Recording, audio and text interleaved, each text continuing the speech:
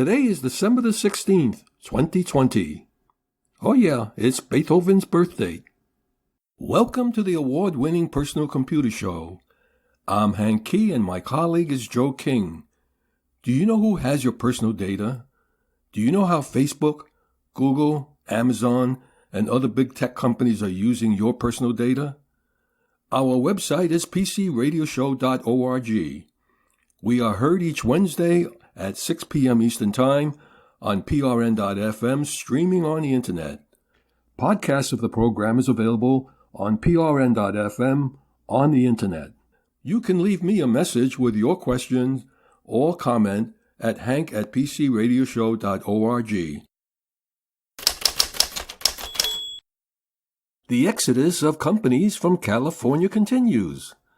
Oracle is the latest tech company to relocate out of California. Oracle is moving its headquarters from Silicon Valley to Austin, Texas, and HP Enterprises announced its move to Houston earlier this month. Bloomberg News first reported that Oracle is the latest tech company to move its headquarters out of California. The company said on Friday it's moving its headquarters from Silicon Valley to Austin, Texas. An Oracle spokesperson confirmed with the following statement. Oracle is implementing a more flexible employee work location policy and has changed its corporate headquarters from Redwood City, California, to Austin, Texas. We believe these moves best position Oracle for growth and provide our personnel with more flexibility about where and how they work. A bulk of employees can choose their office location or continue to work from home part-time or full-time. In addition, we will continue to support major hubs for Oracle around the world, including those in the United States, such as Redwood City, Austin, Santa Monica, Seattle, Denver, Orlando, and Burlington, among others, and we expect to add other locations over time. By implementing a more modern approach to work, we expect to further improve our employees' quality of life and quality of output. Oracle is one of Silicon Valley's older success stories, founded in Santa Clara in 1977. It moved into its current headquarters in 1989. Several of the buildings on its campus there are constructed in the shape of a squat cylinder, which is a classic symbol in computer systems design for a database, the product on which Oracle built its empire. Hewlett-Packard Enterprise announced early this month that it would relocate its headquarters from San Jose, California to Houston, Texas, and data analytics software company Palantir Technologies also moved its headquarters to Denver, Colorado from Palo Alto, California earlier this year. Tesla and SpaceX chief Elon Musk also confirmed that he moved to Texas, though his companies still maintain their major operations in California. Larry Ellison, Oracle's co-founder and chairman, serves on Tesla's board. Ellison has a long-standing friendship with Michael Dell, whose computer company is founded and remains headquartered in the Austin area. This is an exodus that began even before the pandemic. Last year, a study by consulting firm Spectrum Location Solutions found 660 California companies moved 765 facilities out of the state in 2018 and 2019. Those were booming years in the economy. Entrepreneurs and venture capitalists have been decamping now because of the high cost of doing business in Silicon Valley. Many were spending almost 3 hours in the car every day commuting from San Francisco to Palo Alto. There are other reasons for ditching Silicon Valley. In an interview with the Wall Street Journal this week, Musk attributed his move to a bevy of reasons, including what he views as California's unfriendly business environment. California comes in dead last when it comes to the most burdensome regulatory structure for business. According to a 2015 report from Pacific Research Institute, California's relatively high personal income and capital gains tax rate, as well as the congestion and sky-high real estate practices, may not be worth it without the in-person opportunities to hobnob and collaborate, which is why the coronavirus pandemic might be accelerating this trend as more people work remotely. The work from anywhere trend that started with the COVID lockdown created a major paradigm shift in corporate norms and definitely influenced some companies to move. Employees learned that expensive office space or campuses were not necessary for a large percentage of their workforce. Further, employees of these companies learned that they did not have to commute 2 hours a day from their affordable housing in the neighboring communities to ultra-expensive urban centers of commerce. The technology for a remote workforce already existed. However, California's elected officials, for their part, argue that the exodus is grossly overblown. Unless you have been on site at a shipyard or an oil field to conduct business, the need for proximity has been forever changed by technology. California businesses are leaving the state in droves. In just 2018 and 2019 economic boom years, 765 commercial facilities left California. This exodus doesn't include the 13,000 estimated businesses that have left between 2009 and 2016. The reason is plain and simple: economics. California got to be too expensive, and its taxes and regulations are way too high. IBM squeezes 16,000 write erase cycles from QLC flash. QLC is 4-bit level NAND cell flash, and IBM says it has managed to attain TLC, which is 3-bit class endurance and performance, from the use of cheaper QLC flash chips. Quad-level cell flash is cheaper to make than triple-level cell flash and increases storage density, but at the cost of performance and endurance. QLC stores 4-bit of data using 16 states. This requires 16 voltage levels, which lengthens I/O operations and means it takes longer to read and write data than TLC. This also shortens endurance, expressed as write erase cycles. To overcome this, IBM has developed a controller for its proprietary Flash Core Module, that's FCM, drives that monitor and classify blocks of flash for health and longevity. Data blocks that are written most frequently are put on the healthiest flash blocks. IBM is said to have developed algorithms that can tell early on how healthy a flash block is going to be. By knowing that early, they can put data that's changed the most on the healthiest blocks and data that change the least on less healthy blocks. They get about a 2 times increase in endurance by doing that. To overcome the performance limitations, they have developed smart data placement. So early in the life of the flash, they will define it as SLC, or 1-bit level cell. As it is, SLC, we can only hold about 20% of the capacity of the device as SLC. And if you're using compression that has been built in, and you're getting a 3-to-1 compression ratio, that's like a 60% of the capacity now. You're going to hold a lot of data now, and it's just enough like SLC that you end up getting better performance. As a device converts to QLC over time, they use smart data placement in which they put the data that's read the most in the fastest pages. All these things combined helps to overcome the negative effect of QLC. Solid-state devices are largely made up of flash blocks. These in turn are made up of pages, which are the smallest elements, that's groups of cells that can be read in a solid-state device. With TLC, that's 3-bit cell level, IBM put solid-state devices on test and got 18,000 write erase cycles. With QLC, that's 4-bit, they got 16,000 write erase cycles. Ordinary QLC has 1,000 or so write erase cycles. That's a huge difference between 16,000 and 1,000. Over-provisioning can lift this number, but nowhere near IBM's 16,000 level. These more sophisticated controllers will be able to get more from less. NAND makers don't want to test endurance, so they specify it extremely conservatively. Endurance testing takes considerable time to perform. The 2 key issues with QLC are endurance and slow write performance, and there are ways to get around both of these issues in software firmware or through some form of write affinity, that is to say, all writes go to small layers of much more durable solid-state media and later gets destaged to or moved over to QLC in a manner which very much minimizes write and garbage collection. You have 3 mechanisms that can boost endurance: better controller, better understanding of the medium, and over-provisioning. IBM was able to get 16,000 performance endurance from QLC by providing all 3. All this work eventually filters down to lower levels simply because cost gets driven out over time, and all of the techniques that IBM is using should eventually be found in everyday data center solid-state devices and eventually into client solid-state devices. I can't wait for it to happen quicker. Caveat emptor. Solid-state makers swap parts without telling us. Would you like to know how exactly what the solid-state device you're buying is capable of when you purchase it at retail?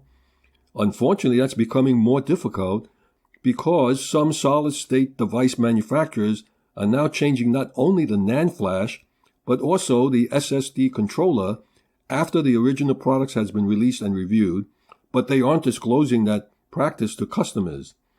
Testing labs have shown that the changes have a big impact on performance.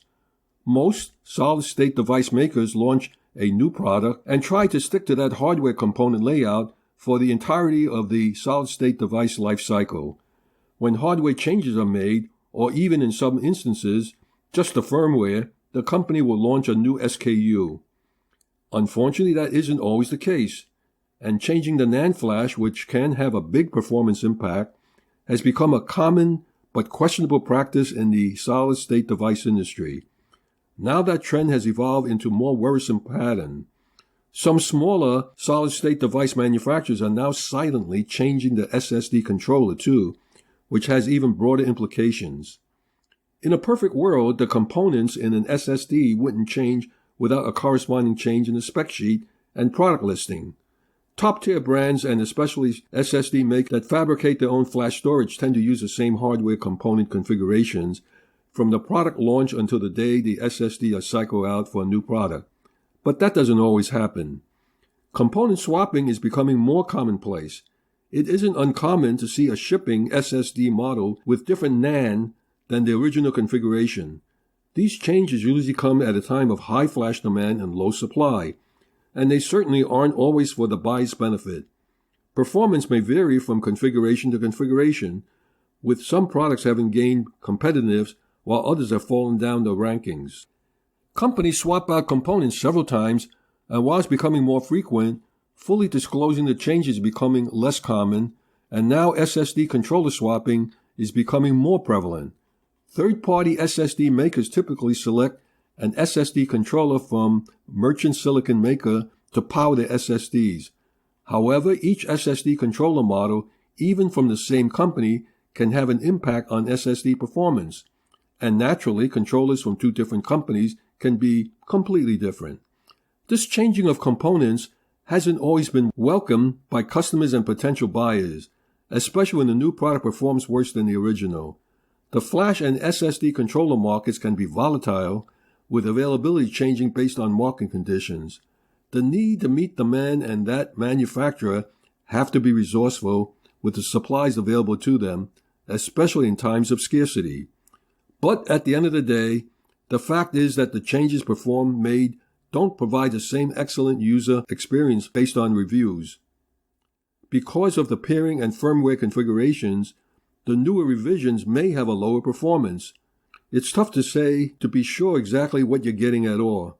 There's no real way of knowing whether you're buying version 1, version 2, or version 3 unless you recheck the specifications of the specific unit you are ordering. Caveat emptor.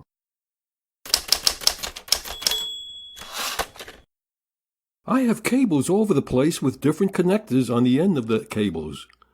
There is the mini USB, which I often mistake for the micro USB. These cables essentially perform the same functions, but with different connectors on them. Some of these cables can only be used to charge the cell phone. The same looking cables are also used to transfer data. There is no marking on these cables. You just have to trust the retailer to sell you the cable with the proper number of wires. Throw into the mix HDMI and micro HDMI. Again, they provide the same functions, but with different connectors. And then I have all types of power bricks with different connectors. Well, looks like it's changing. It looks like the USB-C will replace all these different connectors. USB-C is rapidly appearing on the storage devices from flash drives to external hard drives. Both standard USB-C ports and the Thunderbolt 3 ports are widely used today. and that only sets to continue as time goes on. Thunderbolt 3 ports are a little more versatile than standard USB-C ports. Thunderbolt 3 ports work with all USB devices, but USB ports don't work with all Thunderbolt 3 devices. It's important to note that USB-C isn't always what it seems. USB-C is a connector, not a standard, like other versions of USB might be. The USB-C port usually uses the USB 3.1 standard, but can use older USB standards or another popular and powerful standard, the Thunderbolt 3. What devices use USB-C? There are a ton of different kinds of devices that USB-C ports. Whether those ports uses the USB 3.1 standard or the Thunderbolt 3 standard, well, let's look at some of the devices. Perhaps the most obvious kind of device is the computer. Modern desktop and laptop computers all make use of the USB-C ports, meaning they can work with different kinds of peripherals. Remember, not all USB-C ports are created equal. Some laptops use USB-C just for charging, while some laptops use USB-C for charging and data transfer. Data transfer over USB-C also includes connecting to a wired Ethernet via an adapter. Since most USB-C connectors are thin and don't have a standard Ethernet port, many thin laptops also use USB-C ports for connecting to external displays in addition to charging and transfer of data, because it is slimmer than older video interfaces such as VGA and HDMI. High-end computers usually have Thunderbolt 3 ports instead of straight USB ports. Considering the fact that Thunderbolt 3 ports work with USB devices, it makes them a lot more versatile. With the right docking station or multi-port adapters, all of these functions can occur on one USB-C port. While these are perhaps the main devices that use USB-C ports, there are all kinds of other devices that will make use of USB-C, often that's solely for the purpose of charging. For example, many recent external battery pack and power adapters have USB-C ports, but only to charge smartphones and laptops, and not for any kind of data transfer. USB-C is also cropping up in the automotive industry and will begin to be a commonly used charging standard in vehicles. Another major category with USB-C ports is mobile devices, like smartphones and tablets. Almost all modern smartphones offer a USB-C port for data transfer and charging, except of course the iPhone. Many tablets offer a USB-C port too, including the iPad Pro. Other iPad models have yet to adopt USB-C. However, some expect Apple to move to USB-C on all mobile devices over the next few years. Be careful with USB-C ports on phones, because not all of them support video out. You'll want to check your mobile device specs to see if it supports DisplayPort alternate mode, which allows it to be connected to a display via USB-C. Really, anything that has a micro USB or USB-A could ultimately get a USB-C port. Devices like wireless mouse, keyboards, speakers, and smart home devices all either currently do or could in the future offer USB-C ports, both for power delivery and data transfer. USB-C is rapidly appearing on storage devices from flash drives to external hard drives, thanks to USB-C's 10 gigabits per second transfer rate.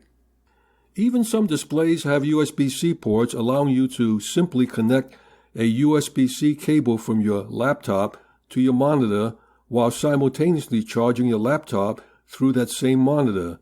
In the future, the question is, what devices use USB-C should have a simple answer: everything. There's a reason so many devices use USB-C for power delivery. USB-C can transfer much more power than the previous versions of USB, meaning that larger devices like laptops can be powered through USB-C. USB-C supports up to 100 watts of power, which is easily enough to power larger devices like laptops. Older USB standards only supported 5-volt charging, which was perhaps enough to charge a pair of headphones or your phone, but not much more than that. Other devices make use of USB-C to add ports and functionality to your computer.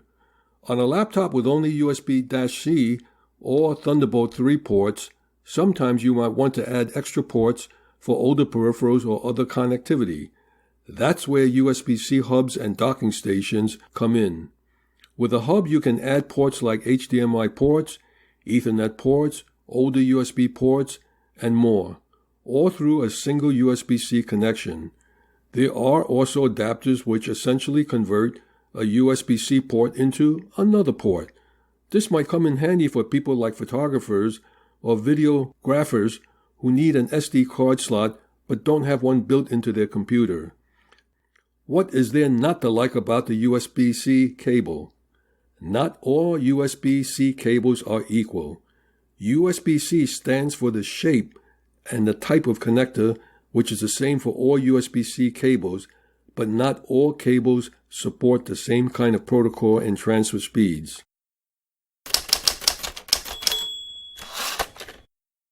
Presenting Benjamin Rockwell with his IT Pro Series, Volume License Agreements. This is Benjamin Rockwell, and now is when we get down to business. This is where I spend just a little bit of time talking about the business world and many times how it applies to you. In this case, I want to talk about something called the Volume License Agreement. We've all been there. We've all gone and we've gone to the grocery store. We've purchased just a single vegetable or fruit or what. I'll use an apple. And you can buy just an individual apple, or you can buy an individual potato or carrot or whatever. But over off to the side, there is that 3-pound bag of carrots. There's that 5-pound bag of apples. There is that 20-pound bag of potatoes.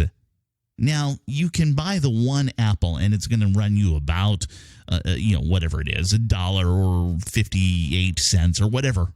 But you can buy the entire bag of apples, 5 pounds of those, for a lot less per apple. You get a dozen apples for a matter of about $3, or you get the one apple for 50, 60 cents. Well, if you're really into the apples and you're going to use them all, you're going to go for that big old bag of apples. And same thing with the potatoes or the carrots.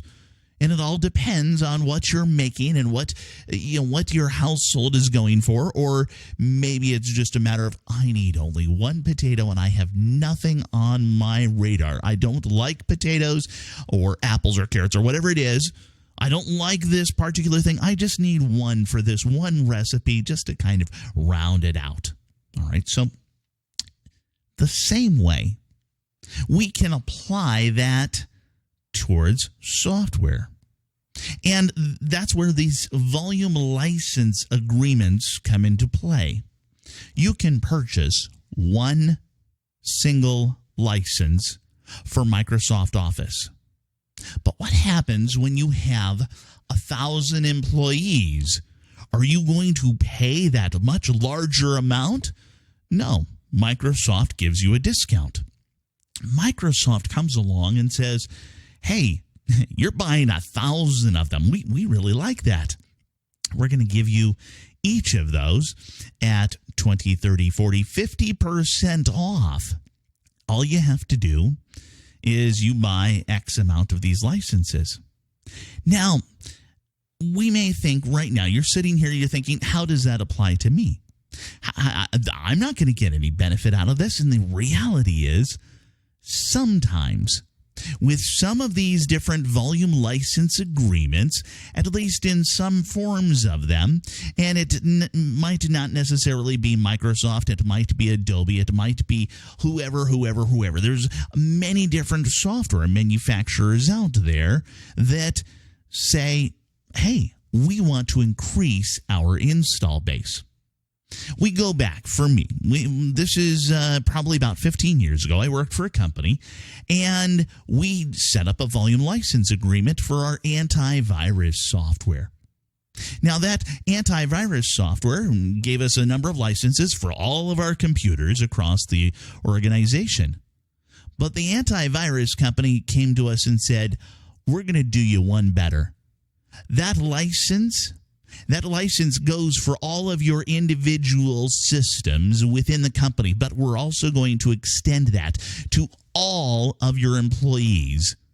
All of your employees can have this very same software for free. We're throwing this in. This is a perk for your employees. And it turned out to be a perk for them, too.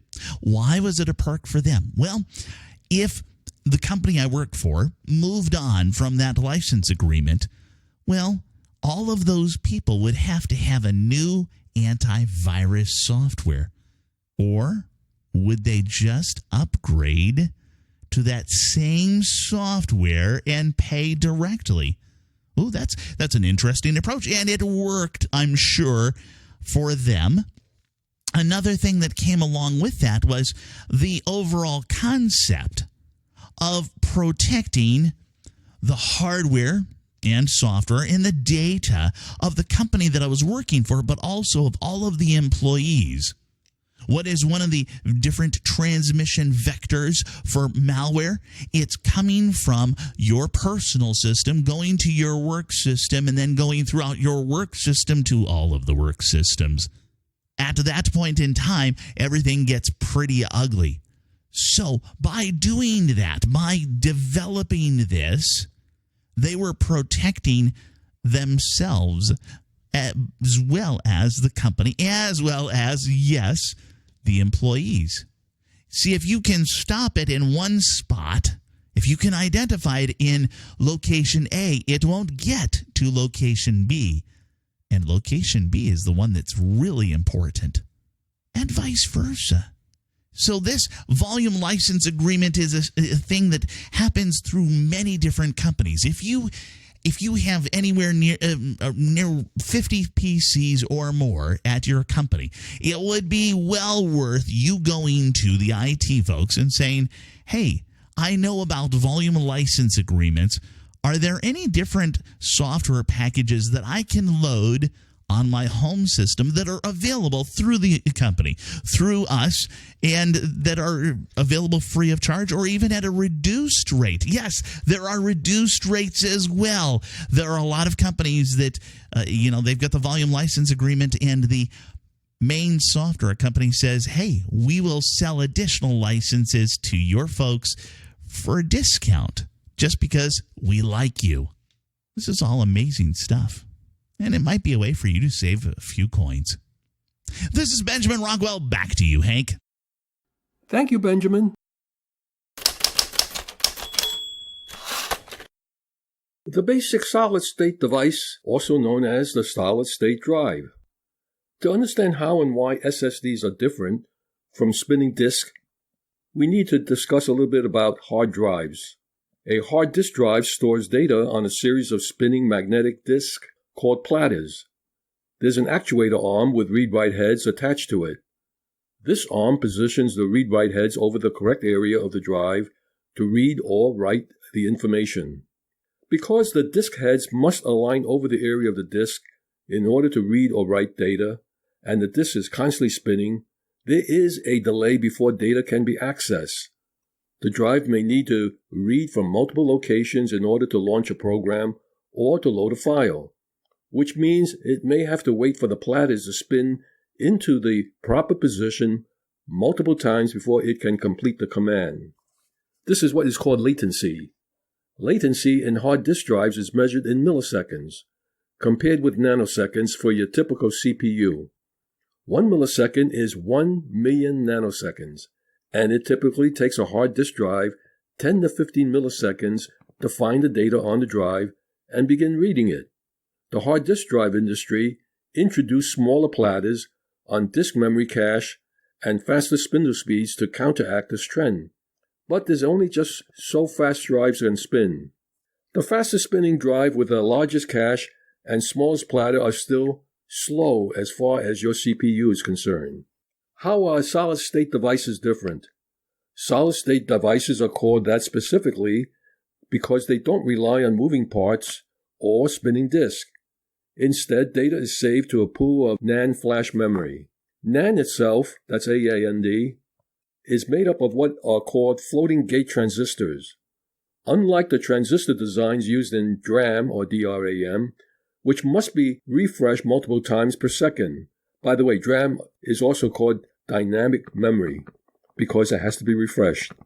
NAND flash is designed to retain its charged state even when the system is not powered up.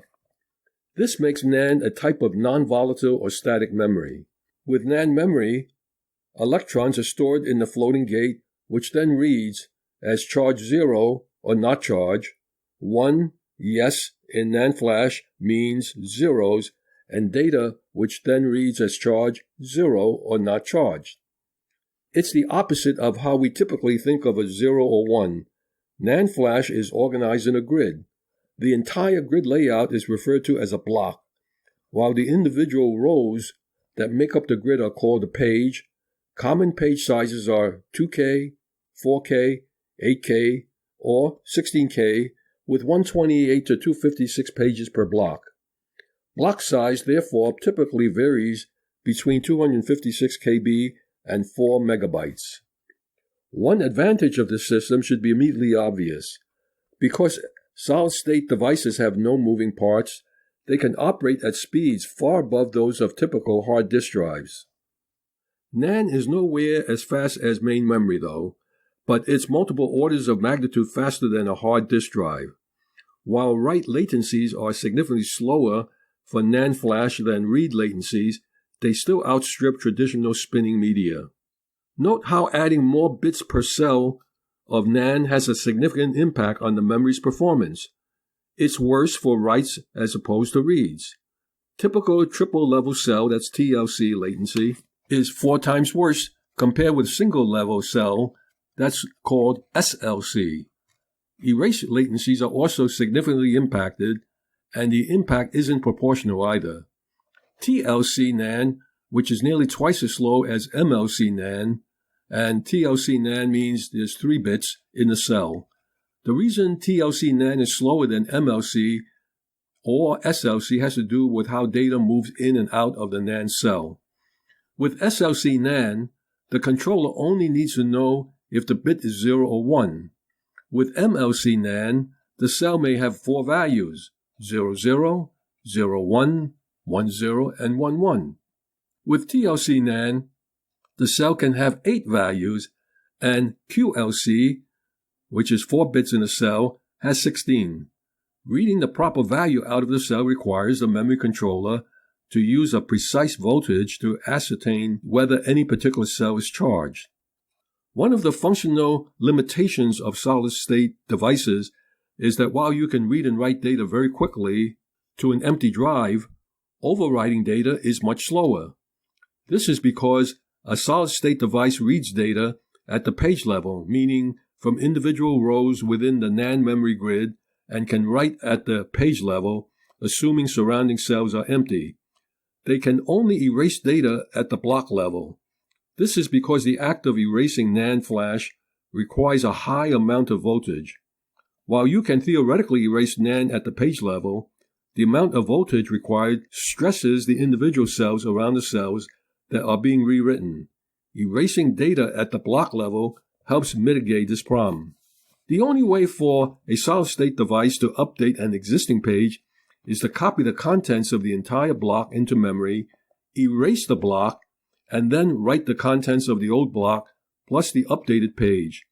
If the drive is full and there are no empty pages available, the solid-state device must first scan for blocks that are marked for deletion but haven't been deleted yet. Then they go through an erase phase, and after that they write the data to the now erased page. This is why solid-state devices can become slower as they age. A mostly empty drive is full of blocks that can be written immediately. A mostly full drive is more likely to be forced through the entire program erase sequence. If you use solid-state devices, you likely heard of something called garbage collection. Garbage collection is a background process that allows a drive to mitigate the performance impact of the program erase cycle by performing certain tasks in the background. The next concept in solid-state devices that you might have heard is called TRIM, T-R-I-M. When you delete a file from Windows on a typical hard disk drive, the file isn't deleted immediately. Instead, the operating system tells the hard drive it can overwrite the physical area of the disk where that data was stored the next time it needs to perform a write. This is why it is possible to undelete files and why deleting files in Windows doesn't typically clear much physical disk space until you empty the recycling bin. With a traditional hard disk drive, the operating system doesn't need to pay attention to where data is being written or what the relative state of the blocks or pages is. However, with a solid-state device, this does matter. The trim command allows the operating system to tell the solid-state device it can skip rewriting certain data the next time it performs a block erase. This lowers the total amount of data the drive writes and increases solid-state device longevity. Both reads and writes damages NAND flash, but writes do far more damage than reads. And the last two concepts in the solid-state device is about wear leveling and write amplification. Because solid-state devices write data to pages, but erase data in blocks, the amount of data being written to the drive is always larger than the actual update. If you make a change to a 4 kilobyte file, for instance, the entire block that 4K file sits within must be updated and rewritten. Depending on the number of pages per block and the size of the pages, you might end up writing 4 megabytes worth of data to replace a 4 kilobyte file.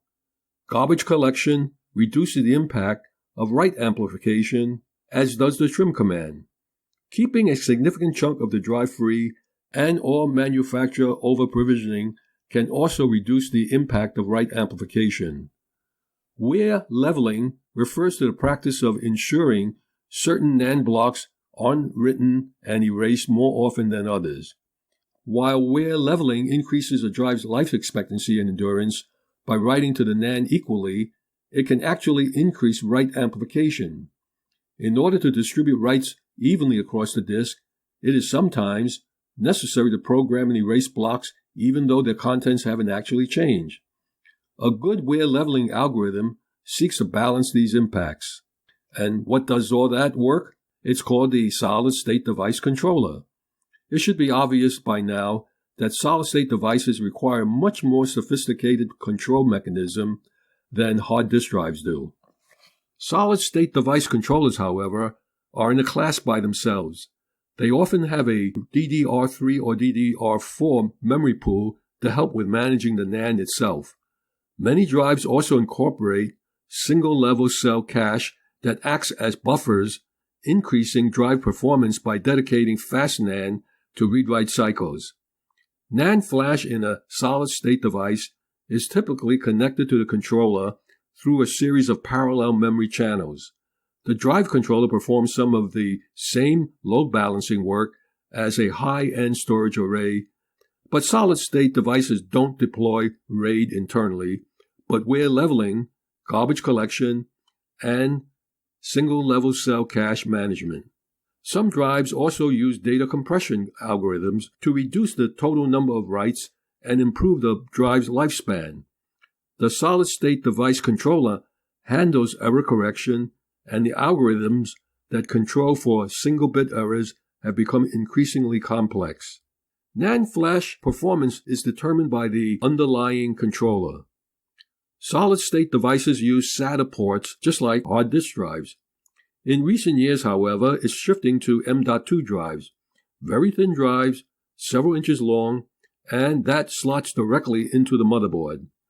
Nvme is the latest and, of course, the greatest storage interface for laptops and desktops, and it offers much faster read and write speeds than older interfaces.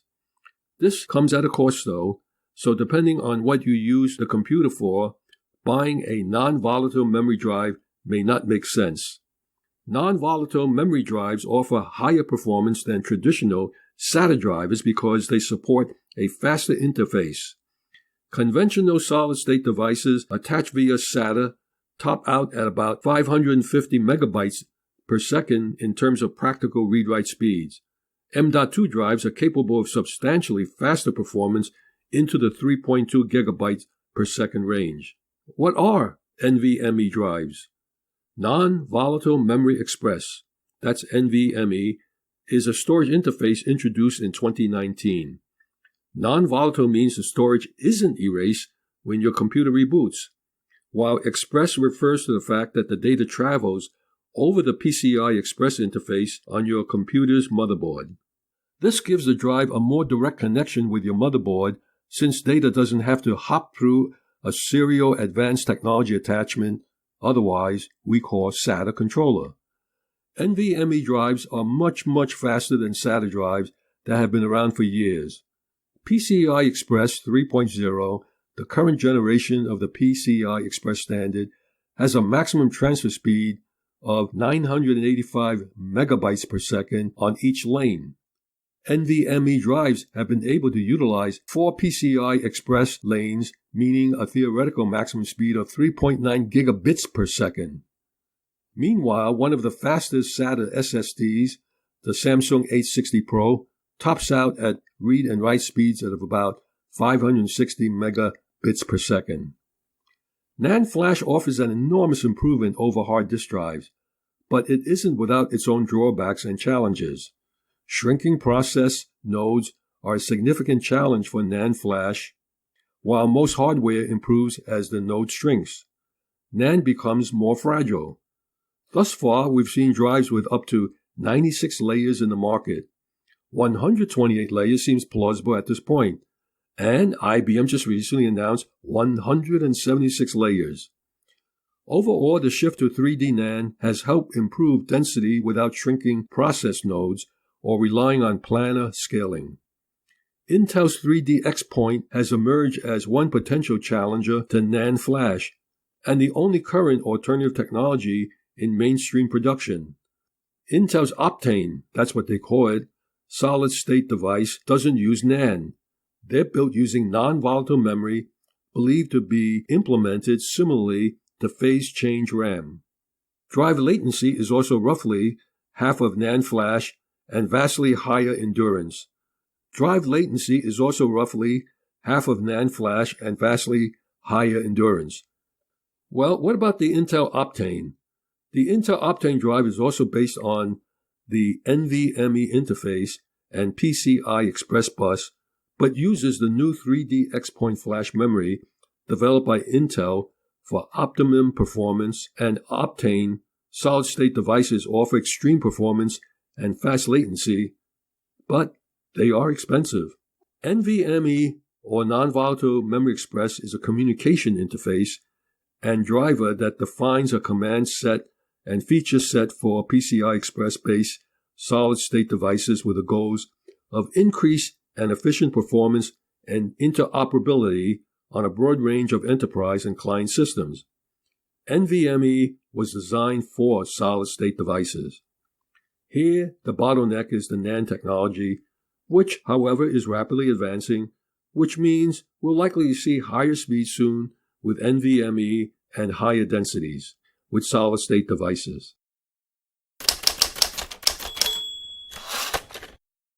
Presenting Marty Winston with his All Hands on Tech. Snow belts. How snow outside impacts technology and people both outside and in.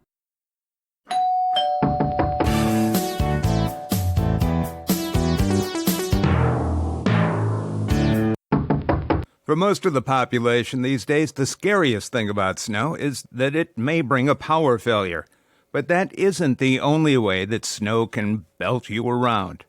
Tonight's report, Snow Belts, starts outside, where the snow is, then comes indoors for some of its effects and how it all connects with us. Start with the obvious. If it's snowing, it's cold out. If the snow is accumulating, it's even colder, and the ground temperature is below freezing. Street temperatures have a different freeze point once they've been treated with salt or beet juice or other melts or de-icers, so snow accumulating on streets is a sign of an even deeper freeze. Before the snow started, was it raining? That means wires and tree limbs got wet, and the layers of snow closest to them are or soon will be ice. Snow has air gaps within and between flakes. Ice doesn't. That makes ice heavier. It also means there's a layer between the clear ice and the white snow that fell over it that has frozen wet snow, which might look gray. But focus your attention on those tree limbs gaining a lot of weight. They'll flex downward. Some will break. Major limbs and whole trees can come down. We had one of our backyard trees completely arch, pulling its roots out of the ground. One of the front yard trees snapped in two about 15 feet up. The yard and the drive are littered with branches, big and small. Can't leave them on the driveway. Some of them are big enough to take out a tire. Those wet snow events often come in the company of strong winds, and bang, that exacerbates the damage. What happens when a tree falls on your house? Roll the dice. It could be a yanked gutter, or a hole in the roof, or stowed-in siding, or broken windows, or a hole in the wall. Or they might hit a car that's parked outside. And what happens when those big, wet limbs weigh down power and utility wires? Outages. Outages start without because they're outside. Outages also start without because they mean you're out of luck. They start without and they end with ages, because that's how long it takes for the utilities to get everything fixed. It's not like yours is the only house with an outage. But even before or just after the outage, some of the breakers on the power lines may try to reset themselves. You get little pop-up stutter outages, many of them less than a second long.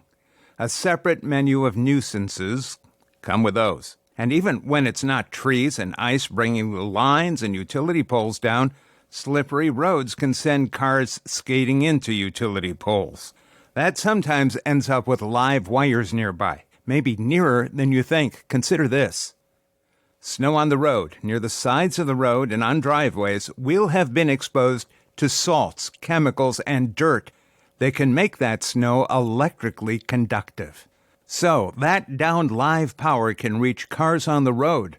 Snow and wet dirt on tires can make tires conductive. Wheels already are. And the chassis of a car can become electrified. So remember, avoidance and retreat by car are appropriate, but exiting the vehicle can prove fatally unwise. One more note about outside before we come inside. You see the snow. You probably can't see what's waiting underneath it. Look at your neighbor's rooftop or your own. Is there a strip along the ridge, the peak of the roof, where the snow has melted?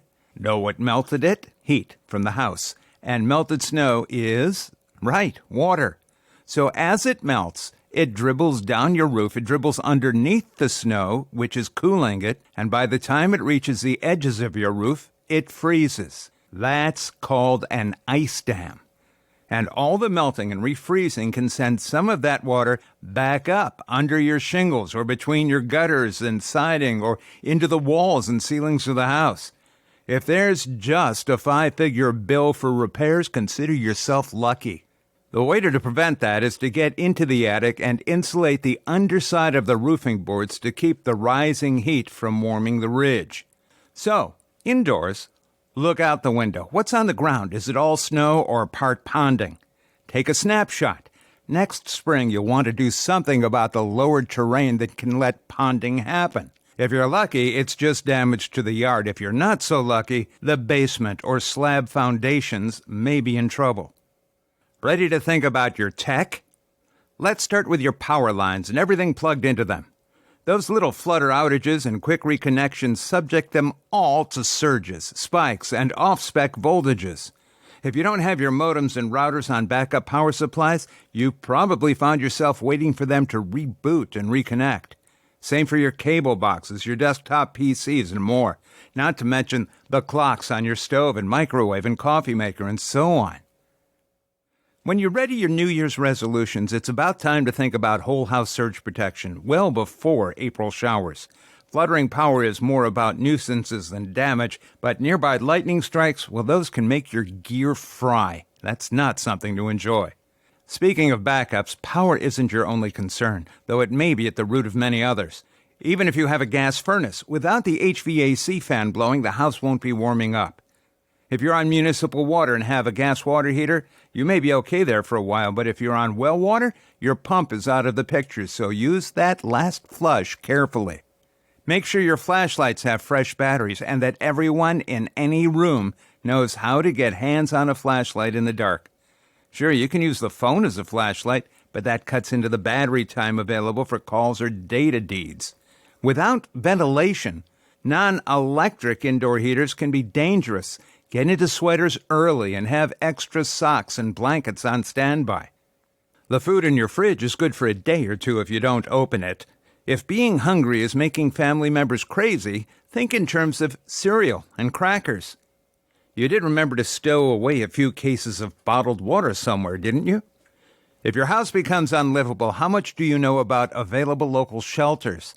It would be smart to know where they are before you need them. But when it's too late for that, ask the police. They at least pay attention. Also, your power outage does not excuse you from coronavirus precautions. If you have to leave home for a shelter or anywhere else, wear masks and, if possible, bring spares. And finally, if that fluffy white stuff is making it stunningly beautiful out your window, and you can't help yourself but to sing "Let It Snow," consider amending its lyrics to "The weather outside is frightening."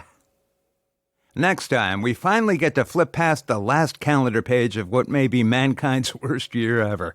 But looking backward is nowhere near as productive as looking forward. So be here for my report, Turning 21, about the year when we all become grown-ups again. If you miss it, I'll stop the ball from dropping and you'll be stuck in a 2020 vision forever. Thank you, Marty.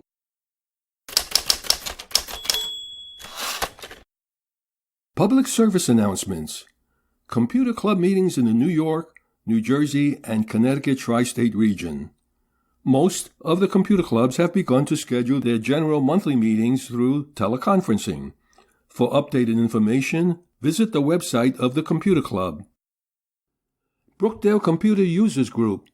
Are your bits flipped? Thursday, tomorrow, December the 17th, 2020. Meeting time is at 6:45 p.m. Via Zoom virtual meeting. Website is bcug.com. New York Amateur Computer Club. Speech recognition presentation Thursday, January the 14th, 2021 at 7 p.m. Via Zoom virtual meeting. Website is nyacc.org. The following computer clubs haven't finalized their meeting time because of the pandemic and the holiday period. These are their websites that you can go to check when they have scheduled their next meeting. Princeton PC Users Group, ppcug-nj.apcug.org. The Long Island Macintosh Users Group, limac.org, that's limac.org. Westchester PC Users Group, wpcug.org. The Amateur Computer Group of New Jersey, that is the acgnj.org. And finally, Computer Learning Center at Ewing. They closed up in March and they haven't restarted yet, and they're waiting for the ending of the pandemic to resume meetings. But their website is clcewing.org. That's clcewing.org. That's a Computer Learning Center at Ewing.